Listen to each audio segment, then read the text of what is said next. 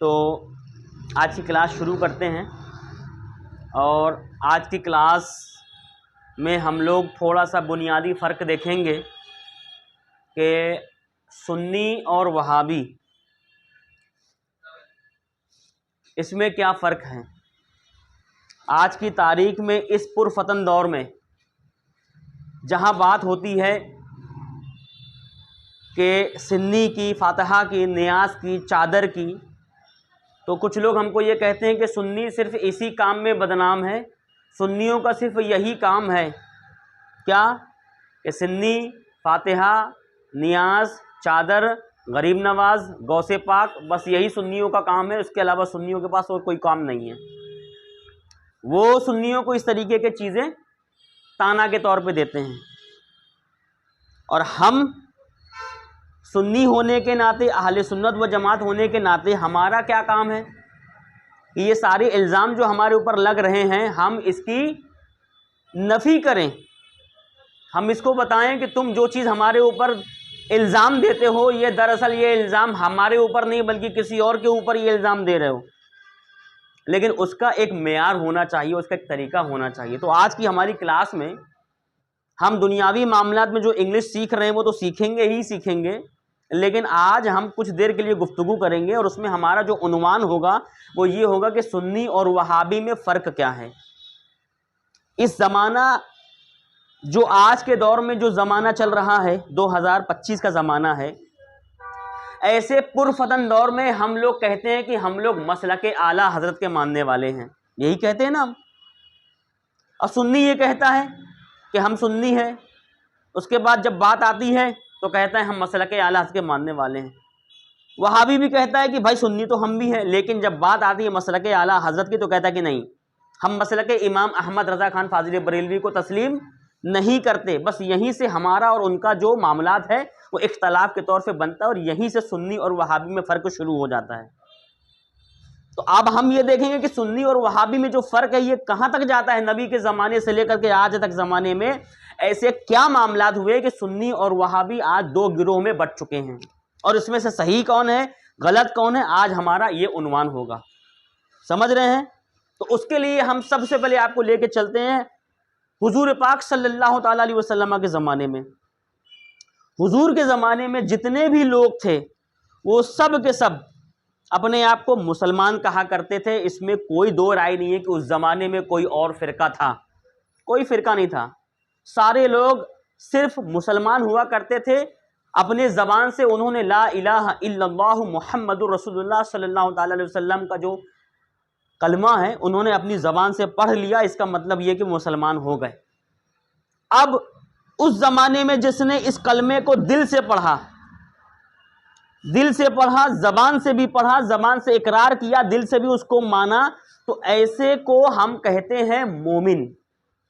جو کلمے کو دل سے بھی پڑھتا ہے اور زبان سے بھی تسلیم کرتا ہے اس کو کہتے ہیں مومن۔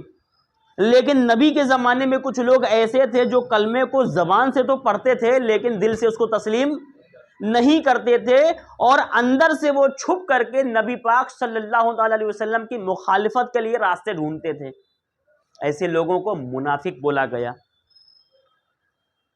تو مسلمان اس زمانے میں یا تو مومن ہوتا تھا یا منافق ہوتا تھا، ٹھیک ہے؟ منافق کے لیے پہچان صرف یہ ہے کہ وہ زبان سے تو کلمہ پڑھتا ہے لیکن دل سے اس کو مانتا نہیں ہے۔ مومن وہ ہوتا ہے جو کلمہ بھی پڑھتا ہے دل سے بھی اور زبان سے بھی، اور اس کو تسلیم بھی کرتا ہے، اور جتنی بھی صفات اللہ کے نبی سید عالم صلی اللہ تعالی علیہ وسلم کے تعلق سے اللہ پاک نے بیان فرمائی ان تمام کو وہ دل میں مانتا ہے، جانتا ہے، اس پہ عمل کرتا ہے، وہ اپنے عقیدے کو مانتا ہے اس کو۔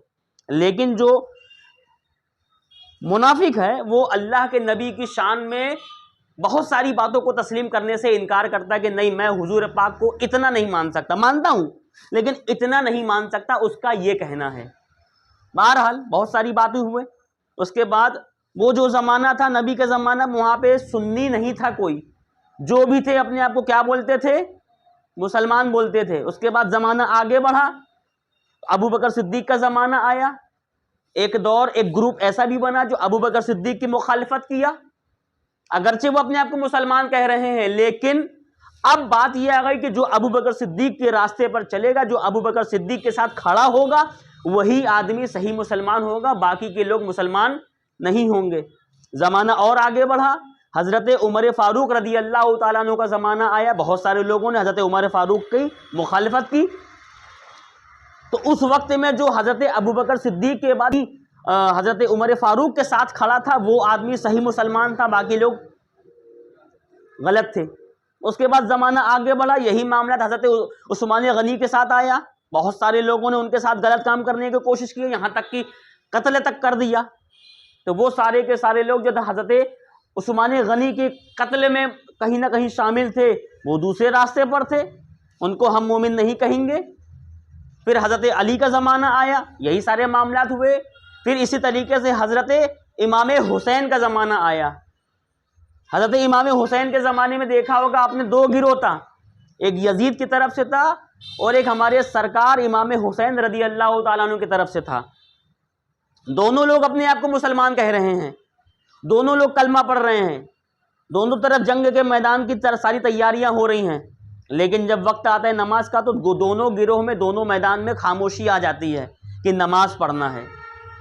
اب یہ بتائیے، حضرت امام حسین رضی اللہ تعالیٰ عنہ سے زیادہ بڑا صلح کرنے والا، زیادہ بڑا ذہین اس زمانے میں، حضرت امام حسین کے زمانے میں سب سے بڑا ذہین انسان کوئی ہوگا؟ ان سے بڑا کوئی ذہین نہیں ہوگا۔ مجھے لگتا ہے حضرت امام حسین کے زمانے کی بات کر رہے ہیں ہم، جو امام حسین نے کہہ دیا وہ لوگوں کے لیے پتھر کی لکیر ہو گئی۔ اور اس زمانے میں اگر امام حسین بول دیتے کہ نہیں، میری سوچ یہ کہتی ہے کہ ہم کو یزید سے صلح کر لینی چاہیے، تو کیا بات ہوتی؟ سارے کے سارے تفرقہ بازی ختم ہو جاتی، اتنی جنگ نہیں ہوتی، میدان میں سارے لوگ خون خرابہ نہیں ہوتا۔ لیکن اس کے بعد ہمارے سرکار امام حسین رضی اللہ تعالیٰ عنہ نے یزید کے ساتھ تب بھی جنگ کری، اور جنگ کر کے یہ بتا دیا کہ صحیح اور غلط، یعنی کہ یزیدیت اور حسینیت میں اگر فرق کرنا ہو تو اس کے لیے ہم کو ایمان اور عقیدہ دیکھنا پڑے گا۔ حسینیت اور یزیدیت میں یہی بڑا فرق ہے، یزیدیت میں یہی بڑا فرق ہے کہ ان کے عقیدے اور ہمارے عقیدے میں کہیں نہ کہیں اختلاف ہے، اور وہ اختلاف ایسا اختلاف تھا کہ امام حسین نے اپنے لوگوں کو الگ جماعت بنانے کی اجازت دے دی، جبکہ نماز اس گروہ میں بھی ہو رہی تھی، یزید کے گروہ میں بھی نماز ہو رہی تھی، یزید کے گروہ میں بھی اذانیں ہو رہی تھی، لیکن امام حسین نے کہا نہیں، ہم ان کے پیچھے نماز نہیں پڑھیں گے۔ ان کا قصور کیا تھا؟ ان کا قصور یہ تھا کہ یزید اپنے طرف سے، جب وہ اگر یزید کی گدی پر بیٹھ جاتا، منصب کی گدی پر بیٹھ جاتا، تو وہ بہت ساری چیزیں ایسی ہیں جو ناجائز و حرام ہے اس کو وہ حلال کر دیتا، اور یہ ساری چیزیں شریعت میں داخل کر جاتی، اور اس کا مطلب یہ ہے کہ یہ سیدھا سیدھا ہماری شریعت سے بدلاؤ ہونا تھا، اس کا مطلب یہ۔ اور جہاں پہ شریعت سے بدلاؤ ہونے کی باتیں اگر کوئی آدمی اگر اس کو عام میں لائے تو وہ آدمی ہم کو تسلیم نہیں ہے۔ اس لیے امام حسین نے یزیدیت کی، جو یزید کی جو بیعت تھی، اس کو ٹھکرا دیا اور سارا کا سارا اپنا گھر پریوار لٹا دیا۔ زمانہ اور آگے بڑھا، زمانہ آیا، بہت سارے معاملات ہوئے، یہی ساری چیزیں چلتی رہیں۔ تو یہی ساری چیزیں آج کے تاریخ میں ہم اہل سنت و جماعت، جو ہم اپنے آپ کو بریلوی کہتے ہیں، ہم اپنے آپ کو حنفی کہتے ہیں، ہم اپنے آپ کو جو ہے تو سنی کہتے ہیں، یہ سارے ہمارے نام ہیں، اور ہمارا جو اختلاف ہے دوسرے سے، وہابی، دیوبندی، اہل حدیث سے، وہ کسی بنیاد پر ہے۔ وہ بنیاد کیا ہے؟ اس بنیاد کو دیکھنے کے لیے سب سے پہلے میں آپ کو ایک بات بتاتا ہوں کہ ہم لوگ پہلے حنفی ہیں اور اس کے بعد ہم آج کے زمانے میں بریلوی ہیں۔ حنفی کا مطلب یہ ہوتا ہے کہ 4 امام میں سے ایک امام، امام اعظم ابو حنیفہ کی جو تسلیم کرتا ہے، ان کے فتوے کو مانتا ہے، ان کے مسلک کو مانتا ہے، ہم اس کو کہتے ہیں، کیا کہتے ہیں؟ حنفی۔ امام اعظم ابو حنیفہ کو ماننے والا حنفی کہلاتا ہے، یعنی کہ ہم ان کے مقلد ہیں، ہم ان کے فتووں پر عمل کرتے ہیں، وہ ہمارے امام ہو گئے۔ وہابی دیوبندی کچھ لوگ جو ہوتے ہیں وہ بھی انہی کو مانتے ہیں، حضرت امام اعظم ابو حنیفہ کو بھی مانتے ہیں، لیکن اعلیٰ حضرت کو وہ نہیں مانتے، اور ہم یہ کہتے ہیں کہ آج کی تاریخ میں اعلیٰ حضرت امام اعظم ابو حنیفہ کی صحیح ترجمانی ہے، یہی کہتے ہیں ہم۔ آج کے زمانے میں جو حنفی مسلک ہے اسی مسلک کی صحیح ترجمانی مسلک امام اعظم ابو حنیفہ کی صحیح ترجمانی مسلک اعلیٰ حضرت ہے، یہ ہم مانتے ہیں اور یہ ہمارا عقیدہ ہے، اس کو ہم ثابت بھی کریں گے۔ لیکن وہابی دیوبندی کہتے ہیں کہ نہیں، امام اعظم ابو حنیفہ کا جو مسلک ہے وہ آج کے زمانے میں مسلک امام احمد رضا خان فاضلی بریلوی سے ہٹ کر ہے۔ امام اعظم ابو حنیفہ کا مسلک، اس کا مطلب یہ کہ وہی مسلک جو حضور غوث پاک کا مسلک تھا، وہی مسلک جو حضور غریب نواز سے پہلے کا مسلک تھا، سمجھ رہے ہو، سارے معاملات وہی تھے۔ فرق آیا۔ امام اعظم ابو حنیفہ کا یہ مسئلہ تھا کہ حضور پاک کو غیب کا علم نہیں، ان کا یہ ماننا تھا۔ یہاں تک کہ اگر ہم بات کرتے ہیں اسماعیل دہلوی کے زمانے کی، اعلیٰ حضرت کے زمانے کی، تو اعلیٰ حضرت کے زمانے میں 5-6 لوگ جو تھے، جہاں سے وہابی سنی کا معاملہ شروع ہوا، ان کے پہلے ان کے اوپر صرف ایک انسان کے اوپر جائیں گے، شاہ حاجی امداد اللہ مہاجر مکی رحمۃ اللہ تعالی علیہ، جن کو حاجی صاحب بھی بولتے تھے، حاجی امداد صاحب بھی بولتے تھے۔ حاجی امداد اللہ مہاجر مکی کا وہی عقیدہ تھا جو آج کے زمانے میں ہمارا بریلویوں کا عقیدہ تھا۔ علم غیب پر وہ یقین رکھتے تھے، حضور کو حاضر ناظر وہ مانتے تھے، اور حضور کی بہت ساری صفات وہ اس کو مانتے تھے، جو انہی کا شاگرد اشرف علی تھانوی، اسماعیل دہلوی، رشید احمد گنگوہی، خلیل امبیٹوی، وہ سارے لوگ ان کو نہیں مانتے تھے۔ استاد کا ماننا کچھ اور ہے، اور ان کے جو ماننے جاننے والے، ان کے جو فالوورز ہیں، وہ کچھ اور مان رہے ہیں۔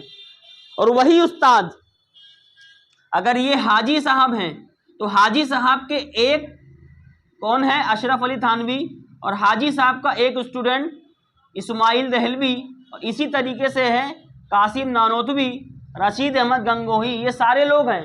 اور انہی کا ایک انہی کے زمانے میں ایک اور انسان جن کو اعلیٰ حضرت بولا جاتا ہے، جو عقیدہ حاجی امداد اللہ مہاجر مکی کا تھا، وہی عقیدہ اس زمانے میں اعلیٰ حضرت کا تھا۔ اور جو عقیدہ حاجی امداد اللہ مہاجر مکی کا تھا، یہ ان کو مان رہے ہیں، لیکن ان کا عقیدہ کچھ اور ہے۔ عقیدے کے معاملے کی بات کر رہا ہوں میں، اور عقیدے سے ایمان ثابت ہوتا ہے، کوئی عمل کی بات نہیں کر رہا ہوں میں، عقیدے کی بات کر رہا ہوں۔ یہ عقیدہ وہ عقیدہ ہے جس سے یہاں پہ اختلاف پیدا ہوا، اس کے بعد بھی آج کے زمانے میں ان کے ماننے والے کہتے ہیں کہ ہم لوگ حق پر ہیں۔ اگر تم لوگ حق پر ہو تو تمہارا راستہ تمہارے اوپر صرف ایک ہی اسٹیپ اوپر جا کر کے کٹ گیا۔ یہ حاجی صاحب کہہ رہے ہیں کہ حضور پاک کو علم غیب ہے، یہ کہہ رہے ہیں نہیں، حضور پاک کو علم غیب نہیں ہے۔ اعلیٰ حضرت کہہ رہے ہیں کہ حضور پاک کو علم غیب ہے، یہ بھی کہہ رہے ہیں حضور پاک کو علم غیب ہے۔ تو ہمارا راستہ سیدھا یہاں جا کے جڑ گیا کہ نہیں جڑا؟ تو جو ان کا راستہ وہی ہمارا راستہ۔ اور یہ لوگ کہتے ہیں کہ نہیں، حاجی صاحب صحیح ہیں، حاجی صاحب اچھے ہیں۔ اگر حاجی صاحب اچھے ہیں تو اعلیٰ حضرت سے آپ کو کیا دقت ہے بھائی؟ جو عقیدہ اعلیٰ حضرت کا ہے وہی اس زمانے میں حاجی صاحب کا بھی تھا، تو اعلیٰ حضرت کو بھی برا مت بولو۔ لیکن نہیں، یہاں شخصیت کی لڑائی ہے، یہاں تو ہم اعلیٰ حضرت کو مان ہی نہیں سکتے۔ اگر ہم اعلیٰ حضرت کو مان لیے تو ہم تو بریلوی کہلائیں گے، اور بریلوی کہیں گے تو ان کی دکان دیوبندی کی بند ہو جائے گی۔ سمجھ رہے ہو؟ یہ سارے معاملات ہیں۔